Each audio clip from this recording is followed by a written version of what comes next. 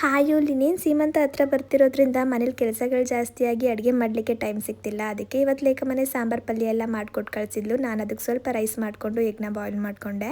ಹಾಗೆ ಸ್ವಲ್ಪ ಎಡಿಟಿಂಗ್ ಕೆಲಸ ಮುಗಿಸ್ಕೊಂಡು ಥ್ರೆಡ್ಡಿಂಗ್ ಮಾಡಿಸೋದಿತ್ತು ಅಂತೇಳಿ ಸಲೂನ್ಗೆ ಹೋಗಿ ಆ ಕೆಲಸ ಮುಗಿಸ್ಕೊಂಡು ಮನೆಗೆ ಬಂದು ಹೇರ್ ಕೇರ್ನ ಮಾಡ್ಕೊತಾ ಇದ್ದೀನಿ. ಮೊದಲೇನು ಗೊತ್ತಾ, ನಾನು ಸುಮಾರಷ್ಟು ಏರ್ ಸಿರಮ್ನ ಯೂಸ್ ಮಾಡ್ತಾ ಇದ್ದೆ. ಸ್ವಲ್ಪ ಕಾಸ್ಟ್ಲಿ ಇರ್ತಿದ್ದು, ಹಾಗೆ ಜಿಡ್ಜಿಡ್ ಥರ ಇದ್ದಿದ್ದರಿಂದ ರಾತ್ರಿ ಹೊತ್ತು ಮಾತ್ರ ಇವನ್ನ ಉಪಯೋಗಿಸ್ಬೇಕಿತ್ತು. ಅದಕ್ಕೆ ನಾನು ಇತ್ತೀಚೆಗೆ ಆಲ್ಪ್ಸ್ ಗುಡ್ನೆಸ್ ಅವರ ರೋಸ್ಮೆರಿ ವಾಟರ್ ಸ್ಪ್ರೇನ ಯೂಸ್ ಮಾಡಲಿಕ್ಕೆ ಶುರು ಮಾಡಿಕೊಂಡೆ. ಇದು ಬಂದು ಪೂರ್ತಿಯಾಗಿ ನೀರು ಥರ ಇರೋದ್ರಿಂದ ತುಂಬ ಲೈಟ್ ವೆಯ್ಟ್ ಆಗಿರುತ್ತೆ.